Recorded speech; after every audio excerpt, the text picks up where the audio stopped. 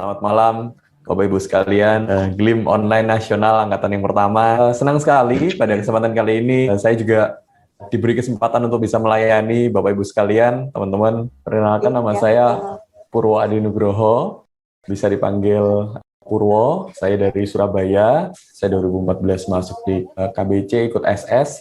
Dan ya puji Tuhan, saya mendapatkan banyak sekali berkat di KBC dan saya ingin juga membagikan berkat kepada teman-teman yang ada di KBC. Intinya seperti itu. Oke, jadi malam hari ini kita akan sama-sama belajar satu hal, yaitu tentang perpajakan di badan. Badan ini badan usaha dan badan hukum. Nah, kita harus ketahui bersama konsepnya dulu, nanti bisa kita eksplor lebih jauh gitu ya. Kalau misalnya CV adalah badan usaha, kalau PT adalah badan hukum. Nah, jadi kalau misalnya CV, pengesahannya cukup hanya di pengadilan negeri gitu ya. Kalau misalnya PT harus ke Kemenkumham gitu ya.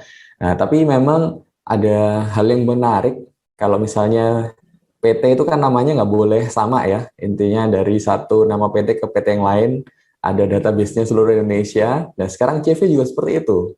Saya dengar-dengar dari teman-teman notaris. Oke, Bapak Ibu sekalian, izinkan saya juga menyampaikan dan menaburkan satu firman Tuhan. Jadi memang tertulis dasar firman Tuhan di masalah perpajakan. Saya yakin Bapak Ibu sekalian sudah berkali-kali dengar ayat ini dan mungkin sudah menjadi rema dalam hati Bapak Ibu sekalian gitu ya. Yang pertama ya ada di Matius di pasal yang ke-22 ayat ke-21, jawab mereka, gambar dan tulisan Kaisar. Lalu kata Yesus kepada mereka, berikanlah kepada Kaisar apa yang wajib kamu berikan kepada Kaisar, dan juga kepada Allah apa yang wajib kamu berikan kepada Allah, gitu ya. Konteksnya juga mungkin Bapak Ibu sekalian sudah sering gitu ya mendapat pengajaran tentang ini di gereja-gereja Bapak Ibu sekalian. Saya nggak akan masuk lebih dalam dan mengupas lebih dalam tentang ayat ini, cuman memang karena kita satu platform, satu misi, satu visi, yaitu di dalam Kingdom Business Community kita ingin membangun satu usaha, satu bisnis yang berbasiskan kepada kerajaan Allah. Bagaimana kita bisa menjadi benar, lalu bisa menjadi besar, ya. Nah, maksudnya adalah memang kita kalau sudah terlalu besar, baru kita bergerak ke benar itu cukup sulit. Bukan berarti nggak bisa, tapi cukup sulit Bapak Ibu. Jadi memang ada lebih baiknya kita harus urus meskipun masih kecil. Banyak orang selalu mengurus bahwa oke, nanti aja deh, ini kan masih usaha rumahan, ini kan masih belum terlalu besar gitu ya. Nah, tetapi saya ajak Bapak Ibu sekalian, it's okay. Kita harus benar dulu, baru kita menjadi besar. Kita siapkan wadahnya dulu, baru kita diberkati Tuhan. Ya, syukur-syukur ketika kita sudah menjadi besar, itu multiplikasinya enak Bapak Ibu. Ada juga di Roma, Rasul Paulus menyampaikan kepada jemaat di Roma, bayarlah kepada semua orang apa yang kamu harus bayar. Pajak kepada orang yang berhak menerima pajak, cukai kepada orang yang berhak menerima cukai, dan rasa takut kepada orang yang berhak menerima rasa takut dan hormat kepada orang yang berhak menerima hormat. Jadi firman Tuhan dari Tuhan Yesus sendiri dan juga pengajaran dari Rasul Paulus ini sudah menjadi dasar kita untuk sebagai warga negara Indonesia dan juga sebagai umat pilihan Tuhan gitu ya. Kita akan ahli waris gitu ya, ahli waris dari kerajaan surga ya. Memang kita harus mengikuti, selain juga mengikuti peraturan, kita juga harus mengikuti yang namanya firman Tuhan. Jadi tidak bertentangan gitu ya.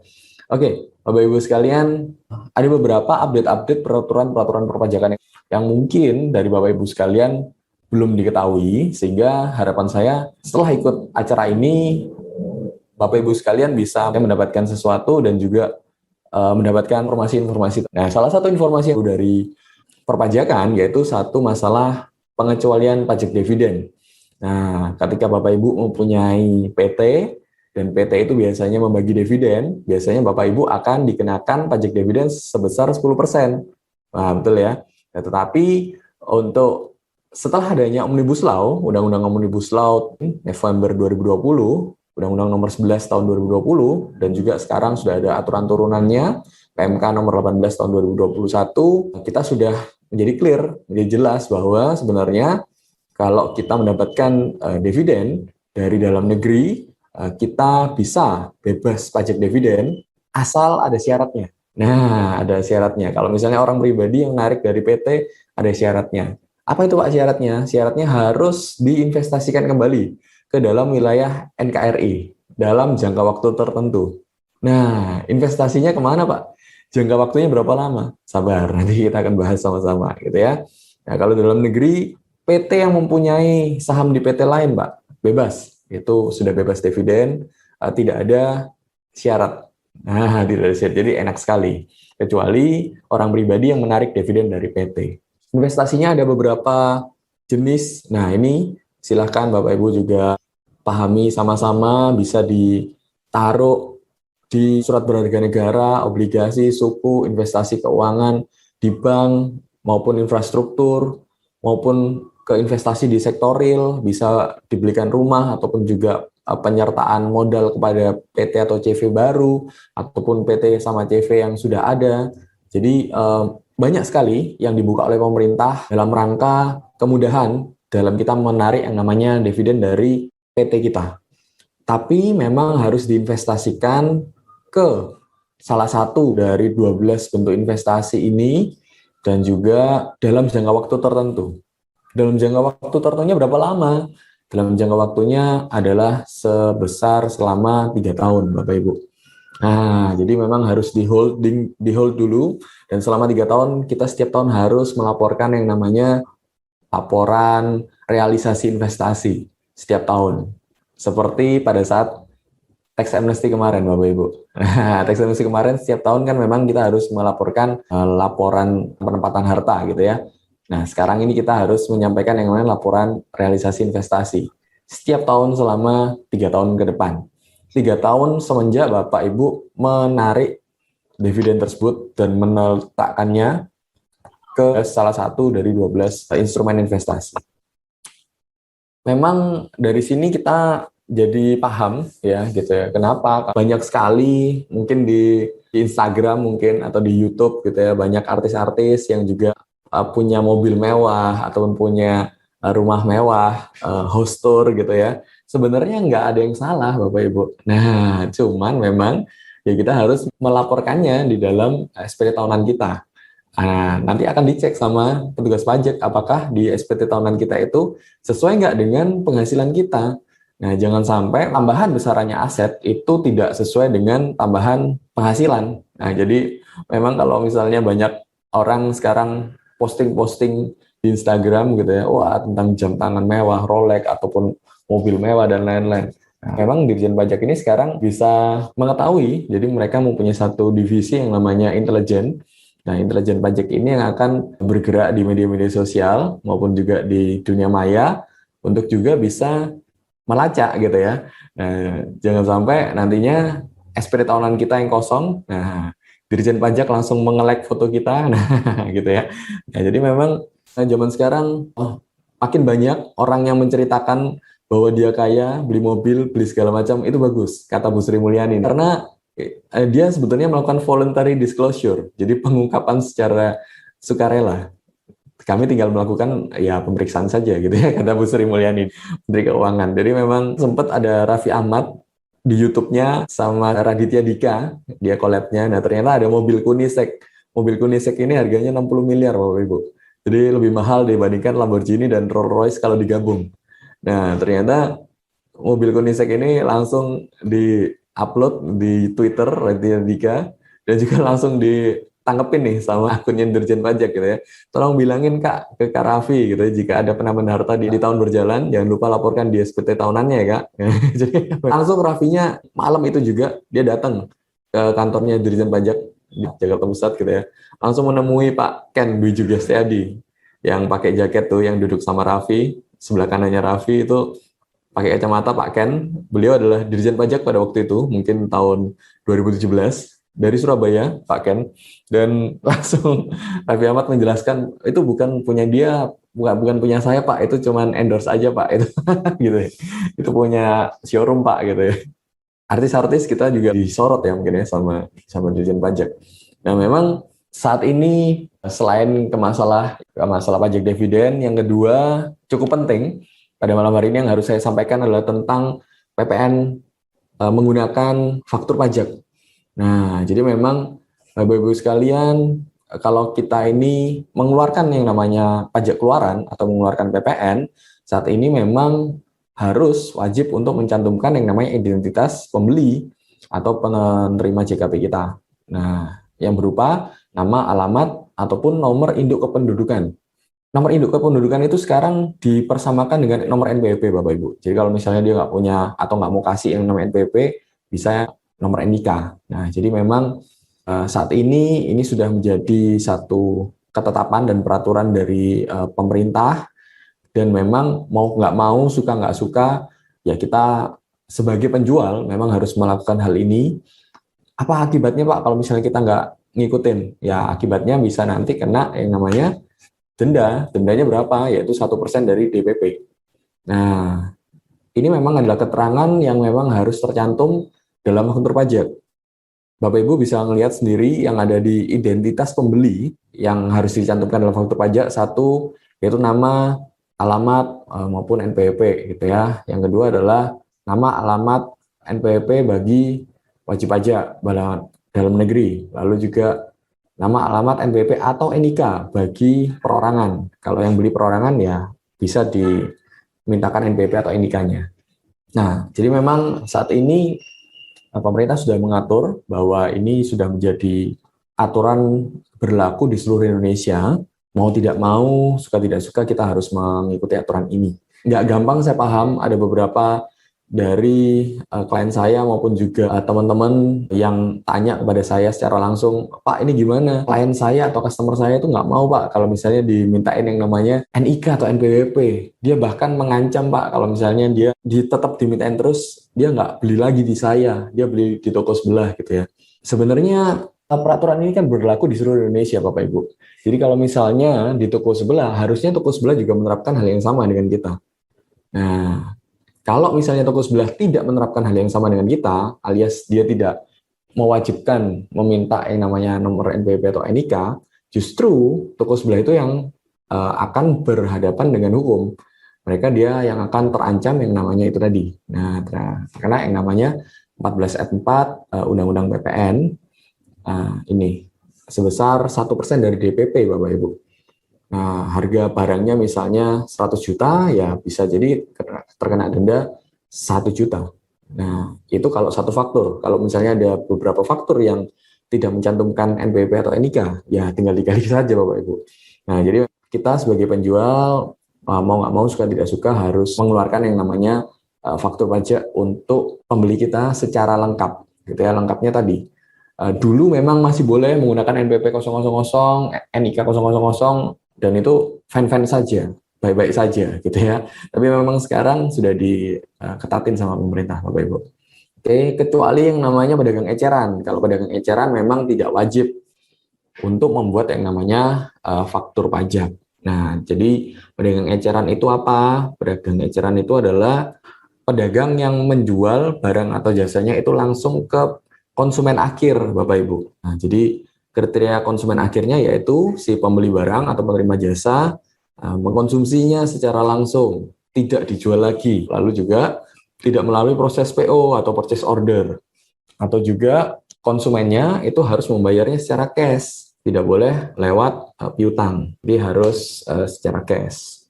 Cara tahu distributor atau retailer dari mana, Pak? Gampang. Kalau misalnya ada orang yang mau beli 1 biji, boleh nggak di kita? Nah, kalau misalnya boleh, berarti Bapak atau Ibu adalah pedagang eceran, pedagang retail. Kalau misalnya tidak boleh beli 1 biji, ya berarti Bapak Ibu adalah distributor. Misalnya kayak gitu gampangannya ya. Jadi kalau misalnya beli apa ya, beng-beng misalnya. Oh, beng-beng itu kalau misalnya kita ke Alfamart atau Indomart gitu ya, sorry sebut merek, kita kan bisa beli 1 biji. Nah, kalau misalnya kita beli di distributor besar gitu ya, kita kan nggak boleh beli 1 biji. Minim belisannya 1 kotak atau 1 karton. Nah, misalnya kayak gitu. Jadi kalau kita ke Alfamart, Indomart, itu namanya adalah mereka pedagang eceran. Bukan yang namanya grosir atau distributor, Bapak Ibu. Jadi kalau misalnya usahanya Bapak Ibu sekarang ini adalah menjual ke konsumen akhir, istilahnya, Pak, saya punya toko yang saya jualin ini adalah konsumen akhir, Pak, beli 1 biji, nggak usah pakai PO, langsung bayarnya cash. Oke, berarti Bapak Ibu adalah pedagang eceran. Tapi kalau misalnya Bapak Ibu ada 2, ada grosir, ada eceran, nah itu yang grosir-grosir harus dibuatkan faktur pajak nih. Maksudnya pembelinya ibu atau bapak adalah nanti orang-orang yang akan dijual lagi. Nah, itu memang kita harus membuatkan yang namanya faktur pajak.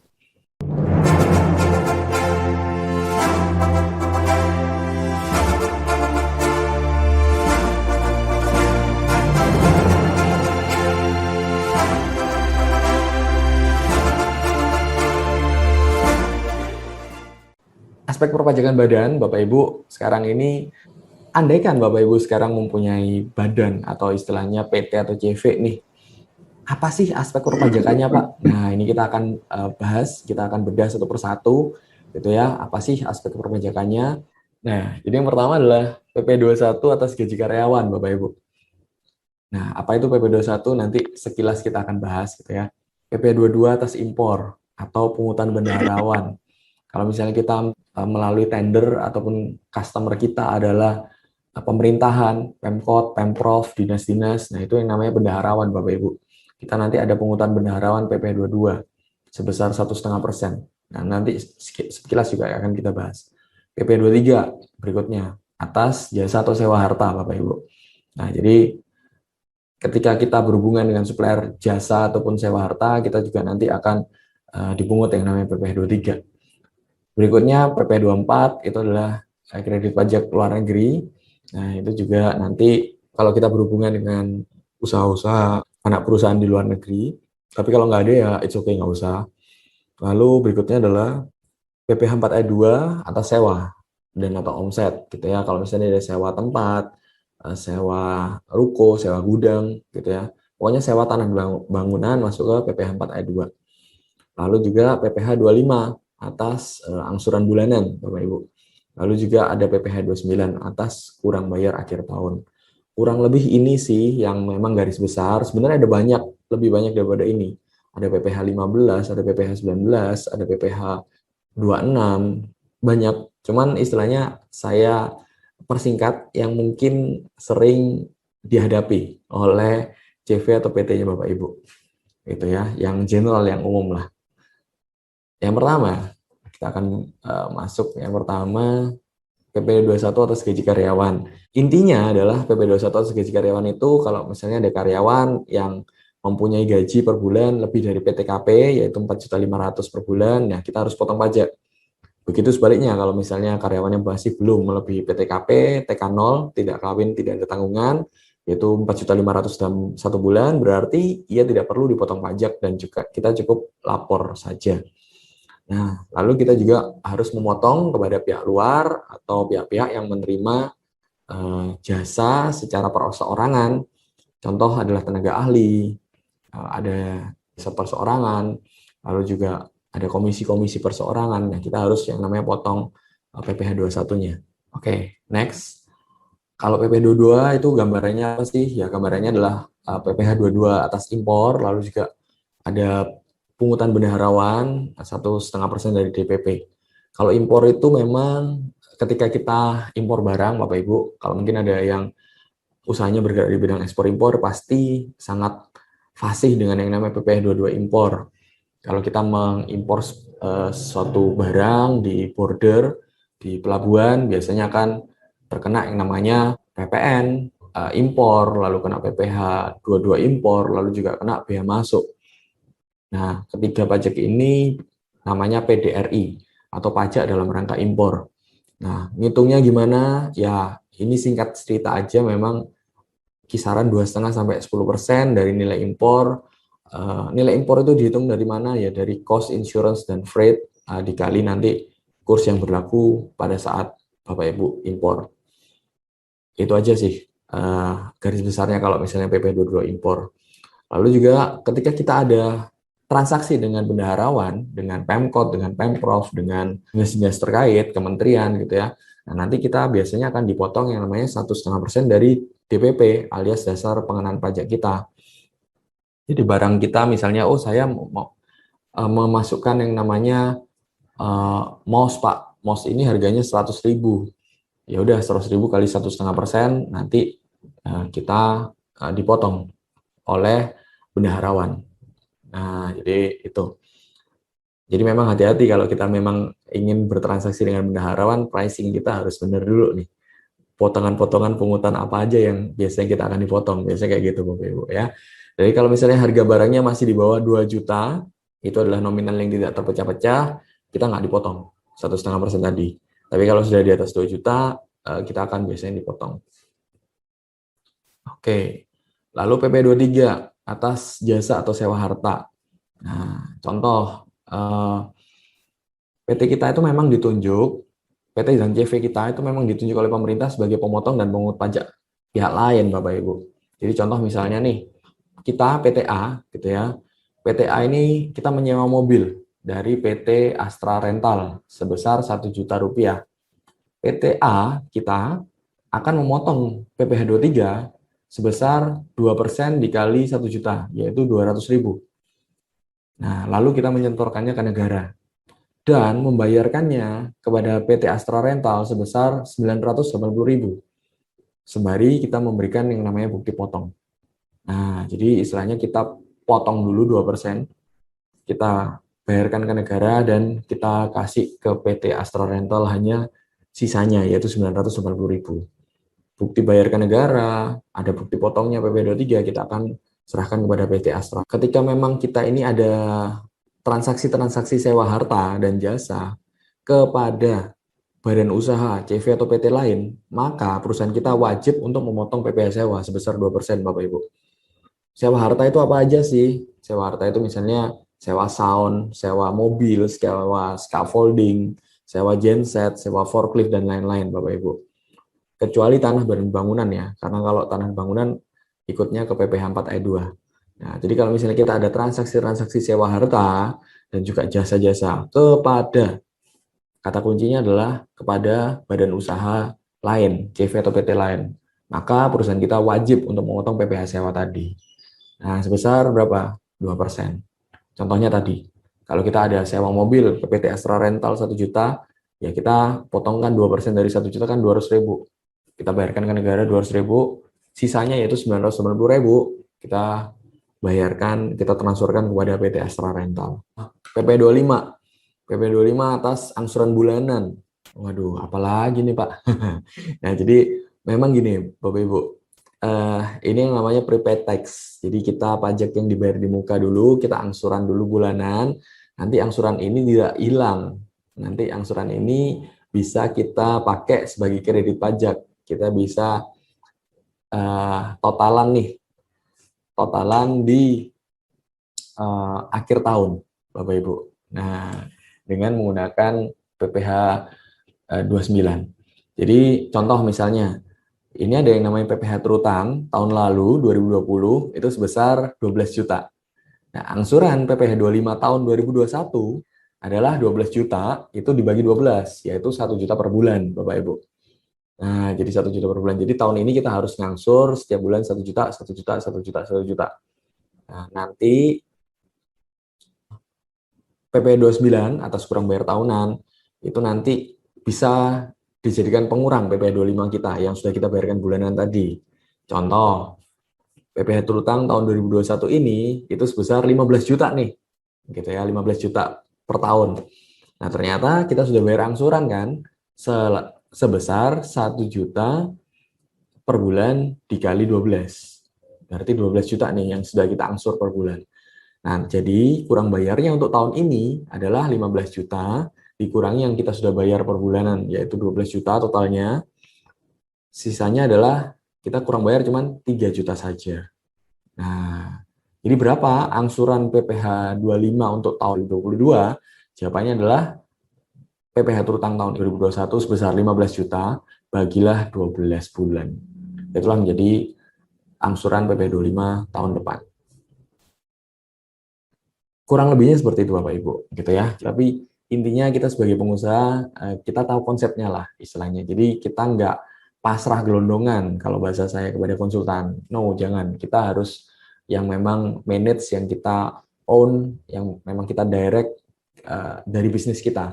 Meskipun ada beberapa bagian-bagian yang diserahkan kepada konsultan, tapi kita harus tetap sesuai dengan koridor Bapak Ibu, gitu ya. katakanlah digital marketing, mungkin ada dari finance atau dari HRD dan lain-lain. Jadi kita nggak boleh, saran saya sih yaitu kita nggak boleh pasrah bongkoan. Oke, berikutnya kalau CV sama PT Pak, nah tarif PPh-nya berapa nih di Indonesia gitu ya, CV sama PT. Nah, CV sama PT memang saat ini tahun 2021 kita masih menggunakan 22% maksimal dari laba, gitu ya. Kita bahas dulu. Omset kita 0 sampai 4,8 M satu tahun, sama tarifnya kayak pribadi, yaitu 0,5% dari omset. Betul ya, pribadi tadi kalau misalnya sampai 4,8 M juga masih 0,5% dari omset.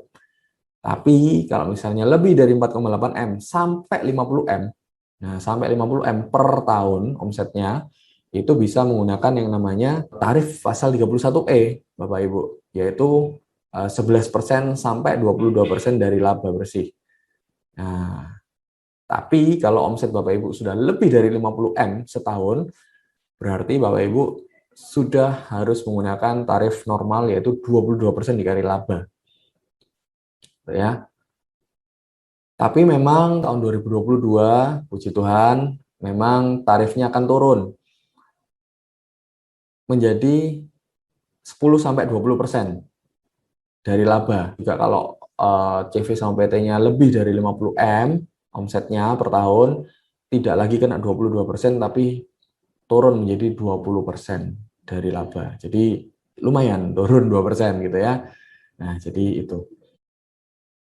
Oke, berikutnya gimana sih Pak cara menghitung PPN? Ya, ini kalau misalnya saya jelaskan sampai detail, memang saya biasanya webinar atau seminarnya ini 1 hari untuk PPN Mastery gitu ya. Cuman saya nggak mungkin untuk menyampaikan 1 hari, cuman ini saya singkat aja. Intinya untuk menghitung PPN itu berbeda dengan PPh, Bapak Ibu.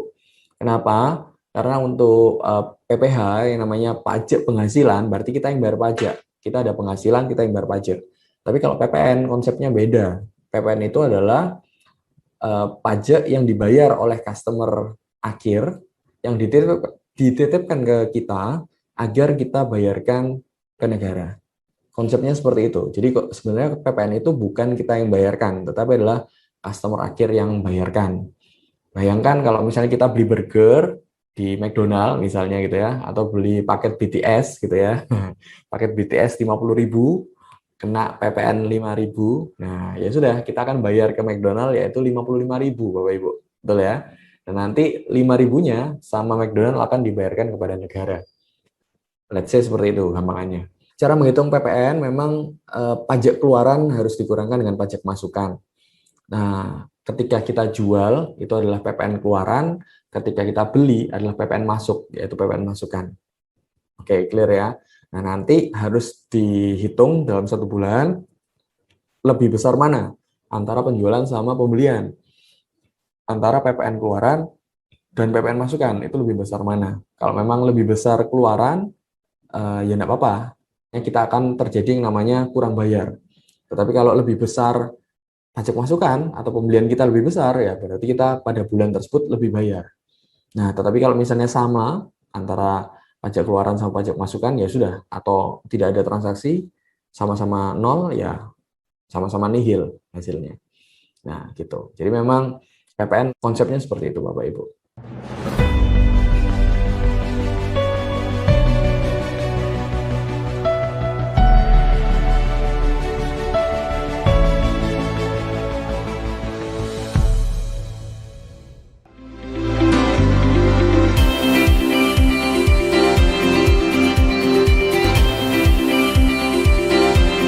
Riser and Podcast listeners, terima kasih Anda telah menyimak Rise Podcast Special Edition yang dipersembahkan oleh Kingdom Business Community. Harapan kami setiap episode Rise Podcast dapat menginspirasi Anda untuk terus mengalami transformasi dalam melakukan bisnis dan profesi Anda untuk tujuan yang mulia, membangun bisnis melalui manusia dan membangun manusia melalui bisnis. Kami mengajak setiap Anda dan perusahaan Anda untuk bergabung bersama kami dalam komunitas Kingdom Business Community.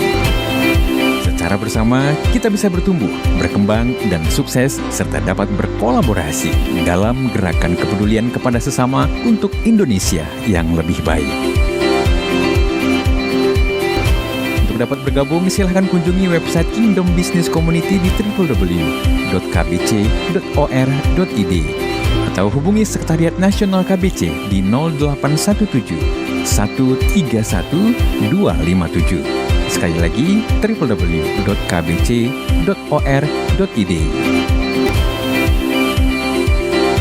Rise Podcast Kingdom Business Community. We podcast with heart. Sampai jumpa.